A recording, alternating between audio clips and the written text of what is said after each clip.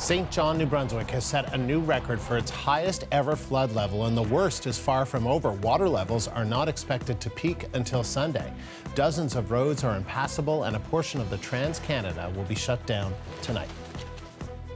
The floods are causing hardship, but also bringing out a resilience and a community spirit.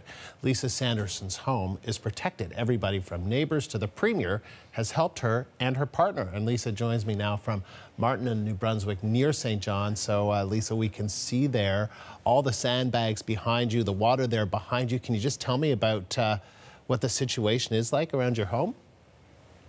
Sure. Since Monday morning, we've been adding sandbags just to try to protect our basement. There's got to be over 1,000 sandbags here that have all been put down by community members and mostly actually I teach high school.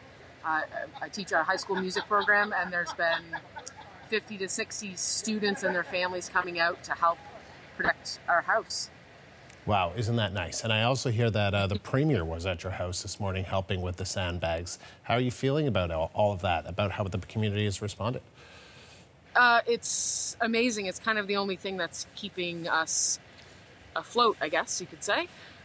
It's overwhelming to feel the support of everyone in the community, just in our street and in St. John coming out. It was nice to see the Premier here today. There's been a kind of a steady influx of sandbags throughout the day today as well. So just with the water expecting to rise.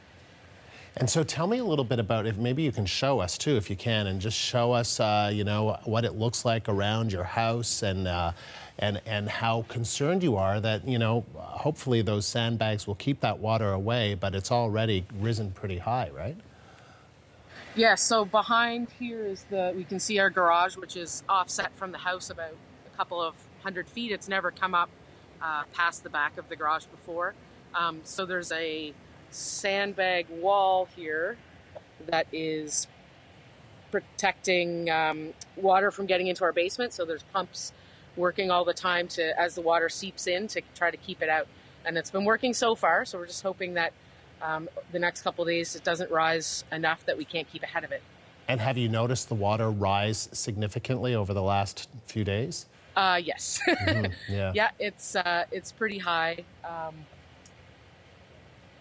Every time there's a high tide, we just kind of cross our fingers that we can keep the bags high enough and keep the pumps going high enough or hard enough that it keeps it out of our house. So you decided to evacuate, right? You decided to leave your home last night. Why is that? Is that you were worried it was unsafe? Yeah, I mean, we have people from the people you can see the pool there. So the people at Trico that constructed our pool last year have been here around the clock, and we would be nowhere without their work. So they've been here around the clock. My wife and I left last night for the night just to kind of get away from it for a little bit, and we'll be back and forth as much as we can to keep tabs and hopefully stay ahead of it. How tough is that to actually have to, for both of you to have to leave and just, I guess you're just kind of crossing your fingers. Do you feel almost helpless, or do you feel as though you're doing as much as you can?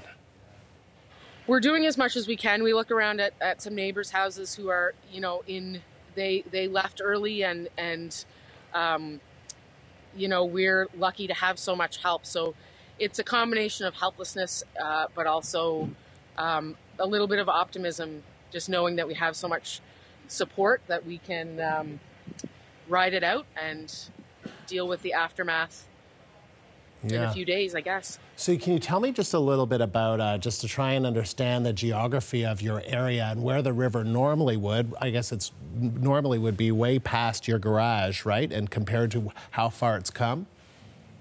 Yeah, if you see the line of trees, it's usually out past the line of trees. So it's come up. Yeah. It's a few feet from our basement in the back. But again, we have reinforcements there with sandbags, so we're just hoping it doesn't come up too much more.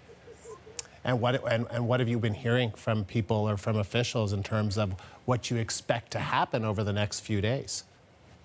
We certainly expect it to come up, are the reports that we're hearing. So we're just hoping that it stays far enough away that it doesn't get into our basement. But that would be, it's your home, right? So it's you work and come home to your nest, and so it's hard to see it. It's hard to see it in this kind of state, for sure. But it's certainly nice to hear that people are helping you out and helping to try and keep that water away. Lisa, yes. Good luck with this, and thank you for taking the time to talk to us. Thank you, and hopefully once this is all over, there's still support for the aftermath and the cleanup that many people are going to have to go through after this. Yeah, that's a good point. All right, Lisa, thank you. Lisa Sanderson, near St. John, New Brunswick.